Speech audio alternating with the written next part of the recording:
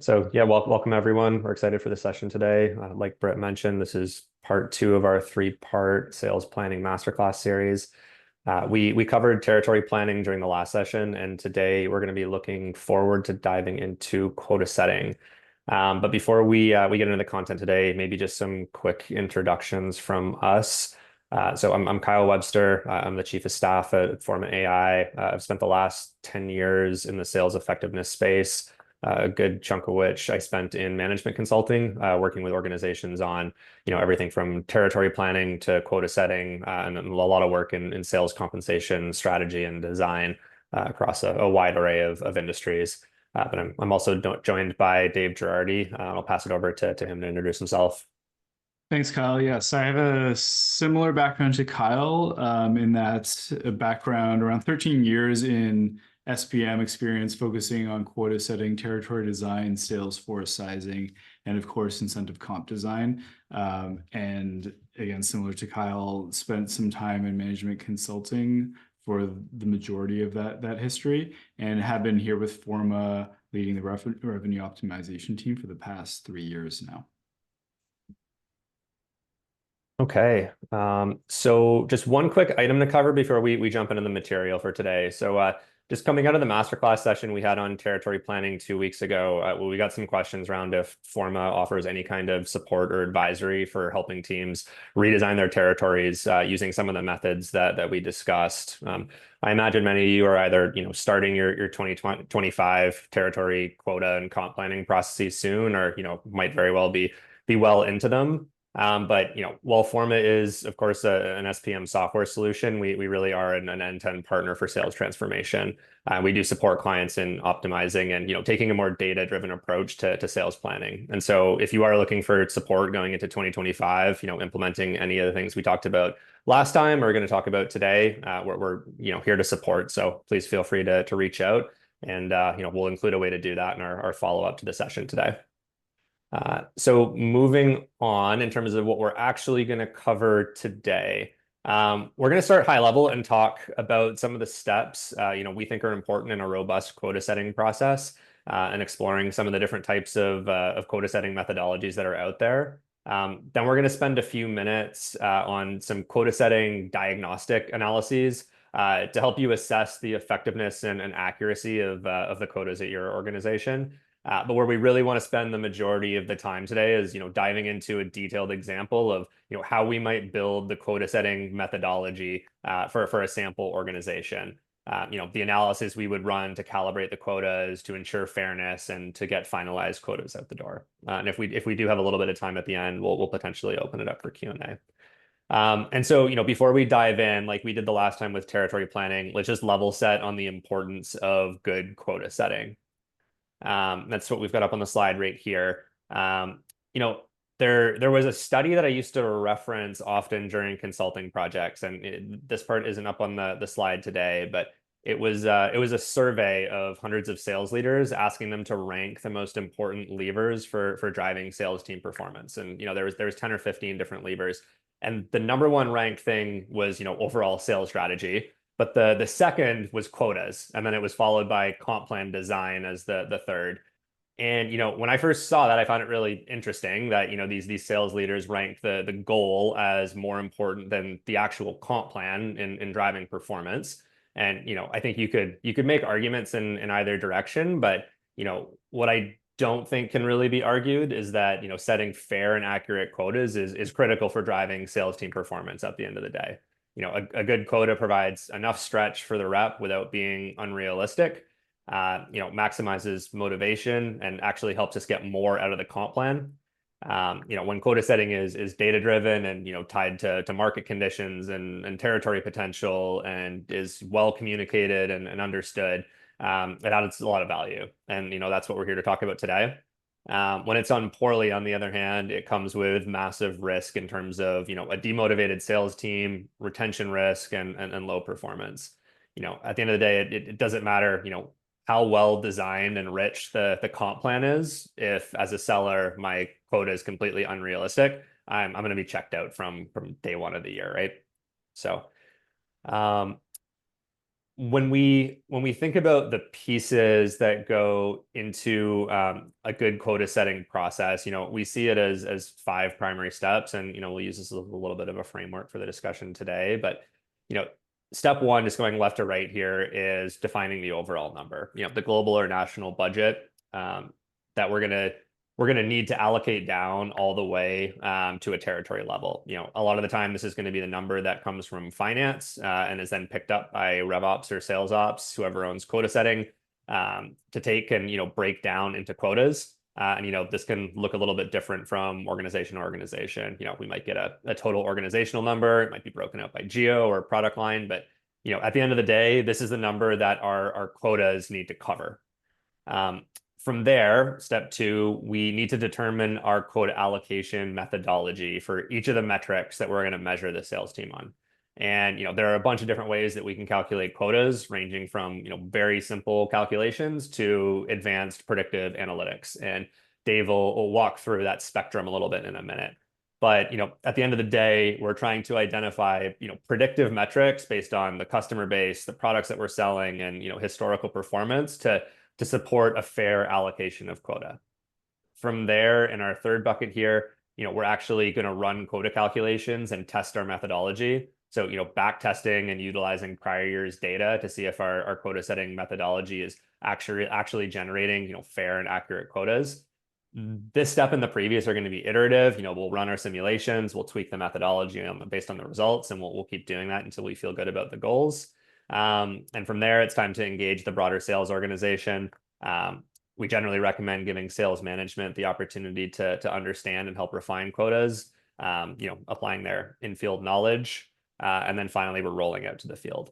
So, we're not going to focus on the first bucket today. It's a bit of a different exercise, but we're going to spend some time on the other four steps. And with that, I'll pass it over to Dave to give an overview of some of the different methodologies that are out there. Great. And I think I want to start with the kind of two different views of how quota setting is done from a methodology standpoint. And really what it comes down to is that there's two ways to do it. This is either a top-down goal setting method, or it's a bottoms up. And essentially you have to use both of them together in order to have final quotas that look right and feel right for your sales force. And so from a top-down perspective, what this looks like is, a company taking a top line budget number and allocating it down to each territory.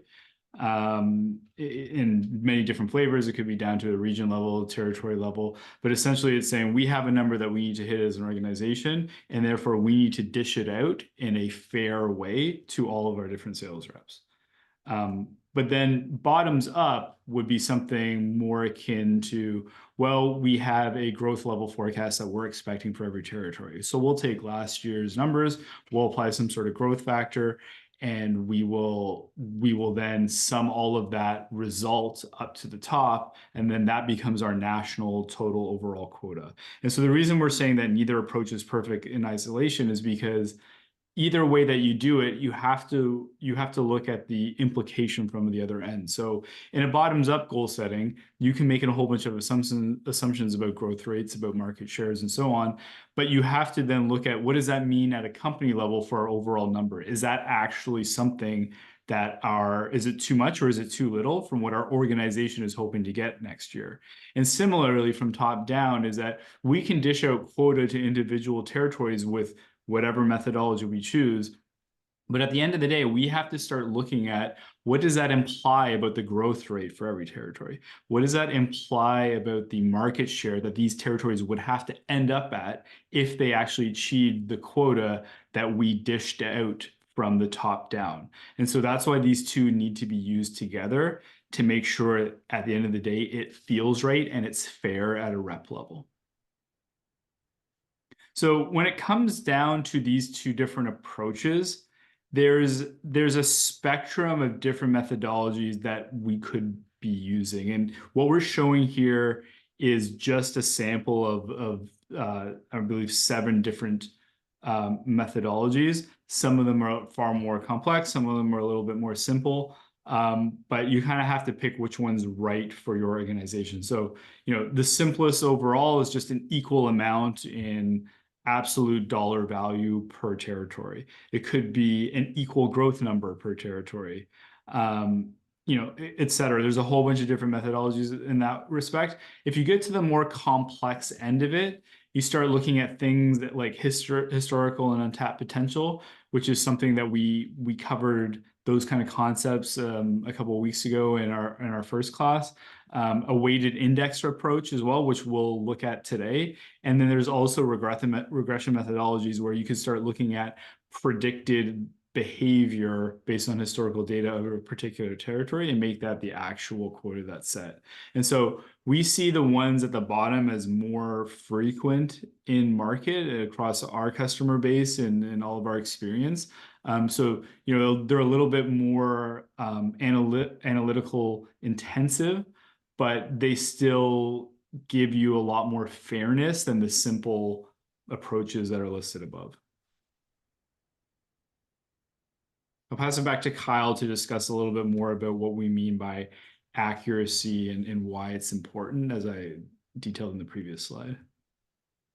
Yep. So before Dave walks through, a quota setting process in detail, I just wanted to share a couple of basic analyses that you can use to assess the performance of your quota setting methodology today. So the first is quota accuracy. This is usually referred to as a performance distribution. So we think about what is this analysis? A performance distribution is used to understand and visualize how the sales organization is performing against their quotas across different teams, roles, and metrics. Specifically, we're looking at the volume of reps that came in at different levels of quota attainment, which is what gives us the distribution visual that you can see on the slide here. So looking at the chart on the top right. What we're showing here is the number of sales reps that fall within a specified band of quota attainment.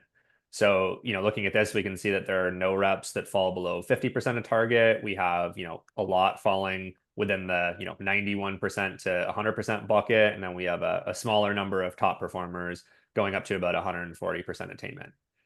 And so what this analysis is actually going to tell us at a quick glance is, how accurate were our quotas. What I would generally expect to see here when you have a good quota setting process in place is a normal distribution. So, a shape of distribution that basically looks like a bell curve that's generally centered around 100% attainment. The other thing we're looking for is, a tight distribution. So, in most cases, ideally, we don't want to have performance from, 20% up to 750% on the other end of the distribution. There's always going to be some outliers, and the definition here really depends on the industry and the role, but we're looking for some concentration around 100% of quota. And so that's effectively what you see on the top chart here. The one that's labeled as good distribution. We have a good normal distribution shape, and we have a reasonably tight distribution. If we look to the chart on the bottom, we can see a performance distribution that indicates there might be a problem. So you can see there's an extremely wide range of performance levels, and there's also no critical mass of sales reps around 100% of quota. So we call this a bimodal distribution, which really means that we have a bunch of reps that came in way below quota, and we have a bunch of reps that came in way above quota. Not a ton in between. And so this is, common to see at organizations where there's not a strong quota setting methodology in place. We're potentially producing inaccurate quotas. So this is something that we can run, looking at last year to see how, accurate our quotas were. We can also use it as we're setting quotas for the new year and, testing our methodology to see, based on changes to our quota setting process, how would that have impacted the distribution? So that's performance distributions. For our second analysis, we're going to look at quota fairness testing. And so again, if we just kind of dive into, what is fairness testing, this analysis is used to identify biases in quota setting methodologies for factors that are, outside of the rep's control. So, when we're setting quotas, we're trying to set, fair and attainable goals that are grounded in data and the specific territory the rep is working. And what this analysis will help us highlight is if our goal setting methodology is overweighting specific factors that may potentially create unfair goals. Things like, are we giving all of our reps that have, been with the company for a long time quotas that are unfairly high? And so let's take a look at the visual on the right side of the screen here. So, what we're testing here is if our quotas are biased based on the size of the territory. So, do our quotas favor territories that are large or small? Do we have equitable goals regardless of the size of a rep's territory? So what we've done is, we take all of our sales rep and we bucket them into, 3 groups. We have small, medium, and large. So small is the bottom third of reps with the smallest territories, large is the top third. And, what we're plotting in the visual for each is what are the actual quota attainment levels, which is what's being shown in the whisker plot here. So what this is showing is that for, reps with a small territory size, the median actual quota attainment's 96%. And then we're also showing the range from, 70 to 120. But the big takeaway here on the visual at the top is that the range of performance is very similar across our 3 buckets of territory size. It doesn't matter if the rep's territory is small, medium, or large. The median quota attainment and the range associated to it, they're quite similar. So this tells us that our quotas are not being biased based on territory size. And so, relative to that specific variable, quotas are equitable, which is good because we generally don't want to penalize a rep for having a larger territory. So now let's take a look on the bottom visual, which shows a very different trend. So in this case, we're still looking at territory size across the different buckets, but you can see there's a really significant skewed trend. So this is showing us that, reps with large territories have significantly higher quota attainment than those with small territories, which, indicates there might be a bias in our methodology. And, specifically that maybe we're allocating too much quota to reps in smaller territories and, penalizing them. And, under allocating to those in larger territories, making it, too easy to hit goal potentially. So, using, potentially like an oversimplistic example, this could happen if we gave, every seller the same quota, so like $1 million, but then had reps with very, very different territory sizes in terms of like the number of accounts or last year's sales. And, if we do identify something that we think is biasing quotas, then, we need to dig into our actual allocation methodology to see how we can update it. Which I think is a great segue to pass us back over to Dave to walk through, an example quota setting process in more detail, including, going through fairness testing in more detail. Great. Okay, so let's go through an example. And in this example, we are going to set quotas in a top-down methodology with a weighted index. And then we will follow the entire example through and show that quota fairness once more to elaborate on what Kyle just explained. And so in this theoretical example, we're going to set 2025 quotas that are fair and equitable across all territories. And in this problem, we have 100 territories. In 2023, we had $93 million in revenue. In 2024, we had $100 million. And our quota that we've received from finance is that we need to dish out $115 million in quota for 2025. And so what this looks like is, let's pretend we have, again, these 100 territories. They all have random sales for 2024 that totaled $100 million. And we want to distribute them based on historical sales and the potential that they have for growth. And for those that attended our session a couple of weeks ago, this is the exact same thing that we reviewed of just one potential methodology with 2 different factors where we say we're going to evaluate a territory's quota based on just these 2 attributes. So our first step is that we're going to segment all of the territories into small, medium, and large. And what that allows us to do is assess their potential. So we're going to, in this example, say, any small territory has a potential of $800,000. A medium territory has a potential of $1.2 million in sales, and a large has $1.6 million in sales. And so what that ends up totaling across is, you can see 125 million in a perfect world, but our quota for 2025 is only 115. So we are saying that we're not going to get to our full potential this year, but ultimately this is our proxy to assess the growth potential for all of our territories. So when you subtract the potential minus their historical sales, we think that their growth potential is going to be in the very last column of that table. And what we're then going to do is say that we're going to create quotas based on an index. And the index is going to be 80% of it is going to be based on how they sold in the past. And 20% is going to be based on this untapped potential. And those weights we just chose based on a gut feeling for now. So when we follow the calculations through, we end up getting individual points for every territory that total to the indexes, as I mentioned before. So we have 100 territories. In this example, we are saying there's 100,000 points out in the universe.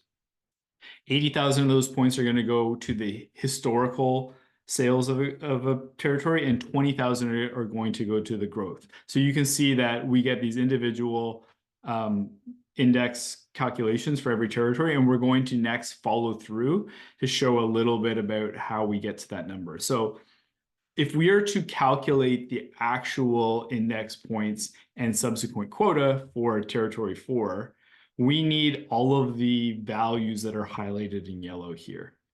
Okay, and so it's ultimately the 2024 sales for territory 4, and we need to know how many sales it had relative to the entire 100 territories, and we need to know its growth potential relative to all of the 100 territories as well. And so when we do the calculation, the historic points end up being that historical sales divided by the total sales, which equals times 80,000 points, because that's how many we're allocating to history. So that equals 398 points.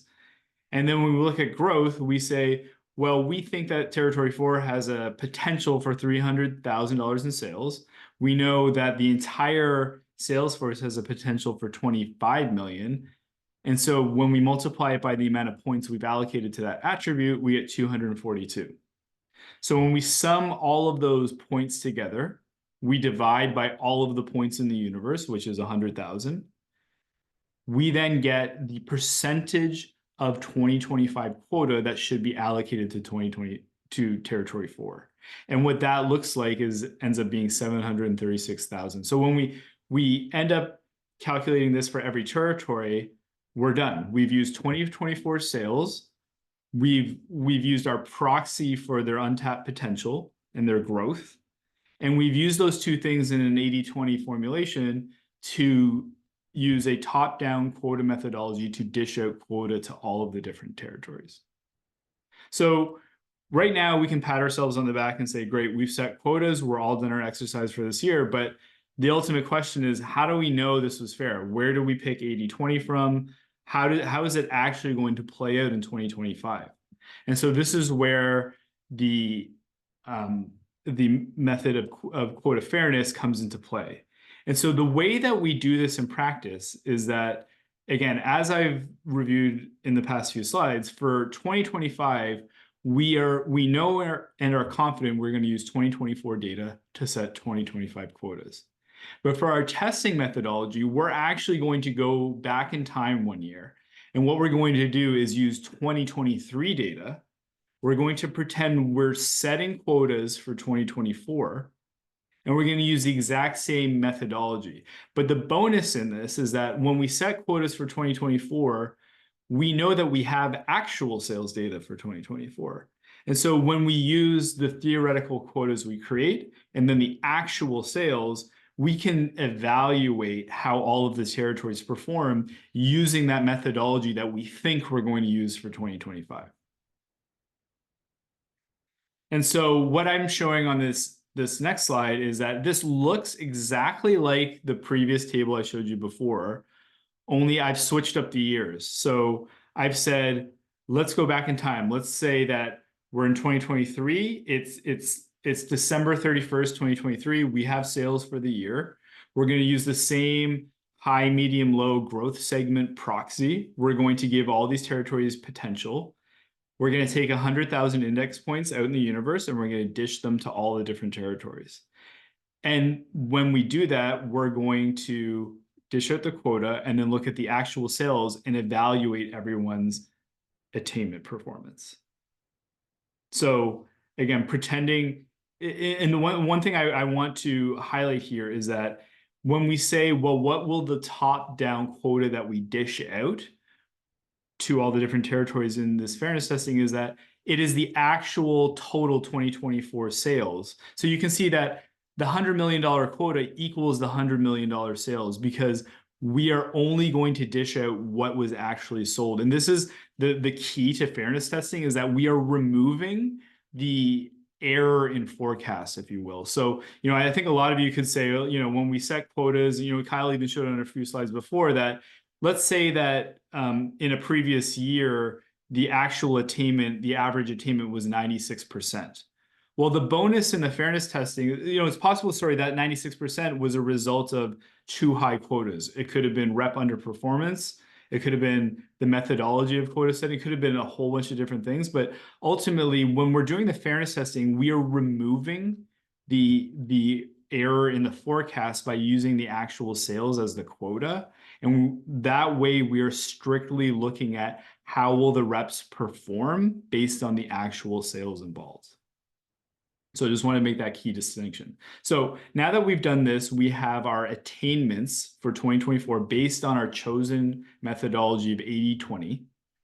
And when I run the fairness testing that Kyle highlighted, I know that this whisker plot looks a little bit different. It's a box and whisker, but for all intents and purposes, it's pretty much the same thing, just with the upper and lower quartile added to it. But essentially here, when we look at our fairness testing and our theoretical problem that we've outlined, we can see that if you bucket the territories into small, medium, large in terms of their size, we have a slight bias towards larger territories, meaning if I'm a large territory, I'm going to have a much better shot of getting a high attainment compared if I'm in a medium or small territory.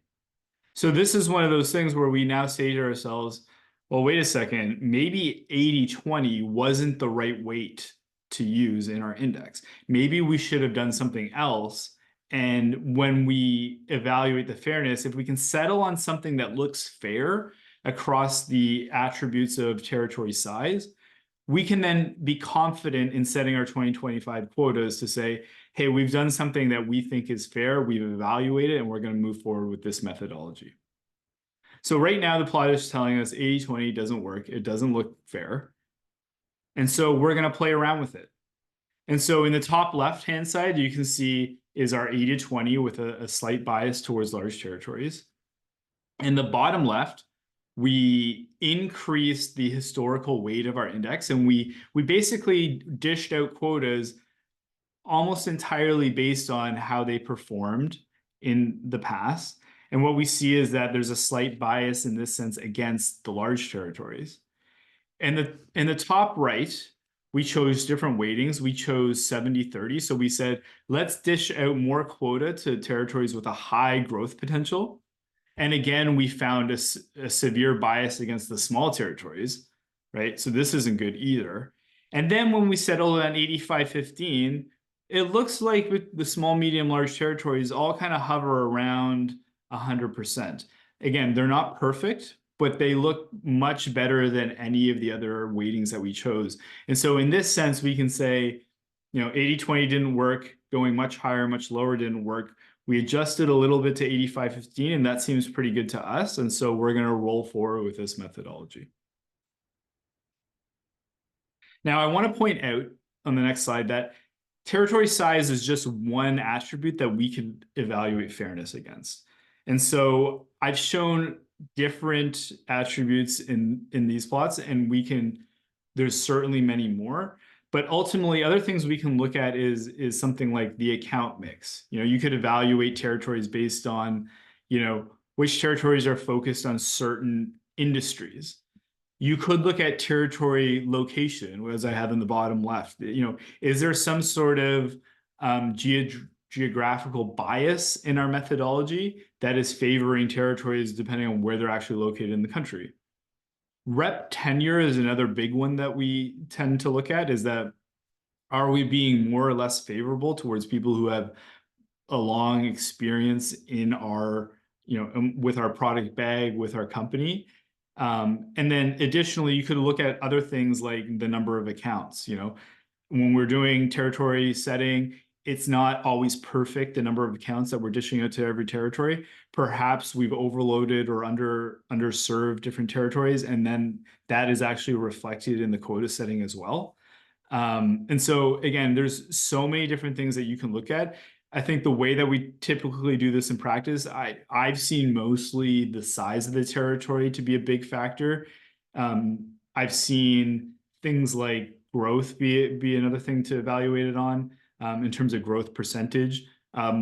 If you're in an industry where you have complete market share data, you can be looking at, well, what is the implied market share, and then divide that up between perhaps high, medium, low, or even more fine granular buckets, and then look at the fairness amongst those. And so there's really an unlimited set of attributes you can look at, but this is not just a one variable analysis. You need to keep repeating this and looking at different things. And so with that, I think that kind of ends our focus on fairness testing. We've set the quotas, we've evaluated that they're fair. We're now going to flip this on for 2025 quotas, and then Kyle's going to show the next step here, which is the refinement. Okay, so yeah, at this point, we have our initial set of quotas defined, but before we actually distribute them to sellers, we generally recommend including sales managers, sales leadership for a refinement step in the process. And what this means is that we give managers and sales leaders the opportunity to review the quotas for their teams, and to make changes to the quota values or amounts within specific thresholds and parameters. And that's an important point there. And this really provides a couple of benefits. The first is, that we're gonna benefit from on the ground expertise of the sales manager here. Up until this point, we've taken a very data-driven approach. So this is the opportunity to weave in and make some adjustments based on local market knowledge and context. As the sales leader at the end of the day is going to be closest to the opportunities that are in flight, the customer base and the territory, et cetera. And then the second is that it helps with buy-in at a manager level, as they're going to better understand the methodology for how quotas were set, and they'll have some level of influence. So when it comes time to sit down with the rep and give them their goal for the quarter, for the year, they've actually been closer to it, and feel like they've had some level of decision making or influence. And so this is generally run as a cascading process where the VPs can make refinements, then directors, then kind of first line managers, and then we finalize the quotas for rollout. And in terms of you think about how to actually execute this. Basically, what we'll do is we'll create a refinement sheet for each of the managers that will effectively kind of walk them through the methodology for how the quotas were calculated, provide them with some relevant data points that went into the quota calculation, and provide them with the quota for each rep. And a really simple example of what that could look like is up on the slide now. And then within the sheet, they have the ability to make adjustments. So you can see here the manager has the historical data that was used to set the quota, as well as the proposed quota, and then has the opportunity to make updates. So we can see here we we took 100K of quota from territory one, and we moved it, equally across territories 2 and 7. And so again, kind of the important thing here is that it's not a complete free for all at this stage. We generally set rules, like the changes, for example, they need to net to zero. So we can't change the overall quota for the region. We can just move some quota between each rep. And then any given quota can't be changed more than 10%.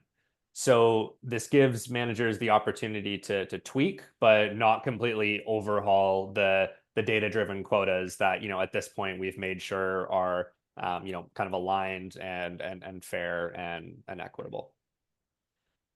And then just the last slide here from me, there's the only call out that I'll make on running this refinement process and the quota rollout process is depending on the size of your sales organization, it can be a lot to facilitate all of this with spreadsheets. If you're trying to collect updated quotas from 50, 100 sales managers and stitch them all back together into your full set of quotas, managing all of the changes, the back and forth, the over allocations and so on, which is what the visual on the left side of the slide here is to represent. So this is an area where SPM technology can really support the workflow, giving a more kind of streamlined process to both operations teams as well as sales leaders to refine and roll out quotas. But also to be clear, everything we've shown today can be done with an Excel spreadsheet and some resourcefulness from the analytics all the way through to this manager refinement exercise. But there are areas where you can get a lot of leverage from the right tool, especially for larger organizations.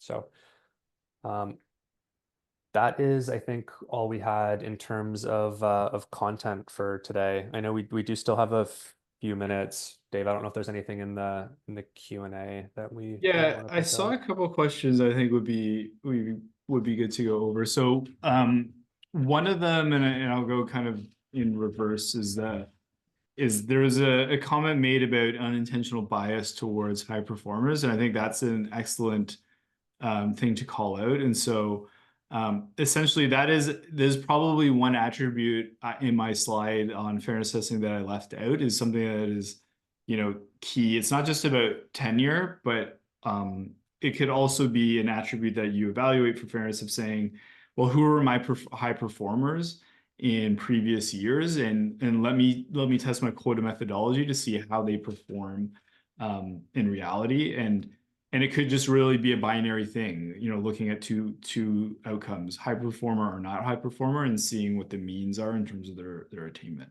So I think it's an excellent point to raise. The second thing that was brought up, a question around how many top-down, bottom-up iterations do you most often see to reconcile the expectations?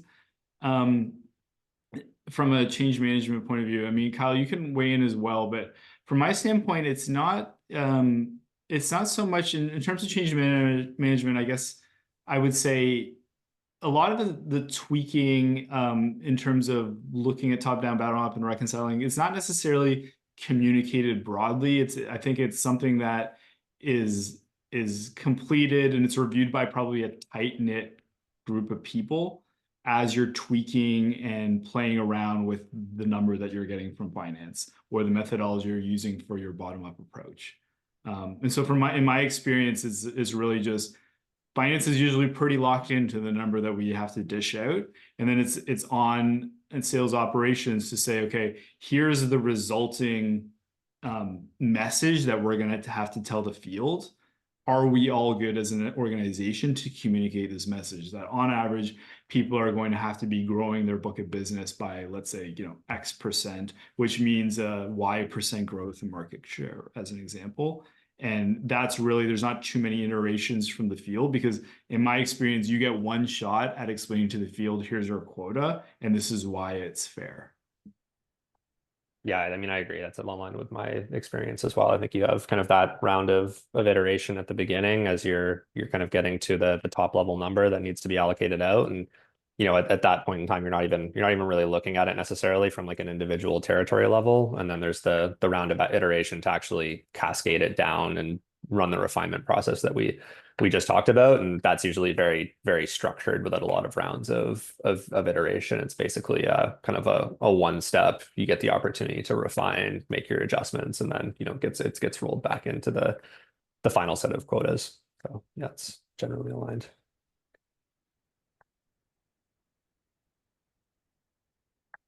I guess there was another one in the chat that I saw that I think is probably good to clarify, which is, how did you factor in the amount of sellers? Let's say one small territory has 5 sellers, but another small territory has 15 sellers. And so I mean, Dave, keep me honest here, but like the way this has basically been structured is there's an assumption of there's basically one seller to one territory. That doesn't mean that you wouldn't have, a number of different layers of, overlay roles, support roles, manager roles that are all going to kind of sit on top of that. But you could effectively run either a separate allocation processing using their own kind of weights and factors for different roles, or you could effectively build their quotas up based on the quotas that have been set for the primary frontline sellers, which is like typically what you're going to do with a manager or like a direct overlay type role where everything needs to tick and tie between kind of like the frontline direct quota carrying roles and the overlays that are going to be basically covering and supporting that number. Right. And then on top of that, in any type of fairness testing you subsequently do, you need to divide up those roles when you're looking at things like hybrids and overlays, such that you're not double counting the attainments, the resulting attainments in your graphs that you're creating.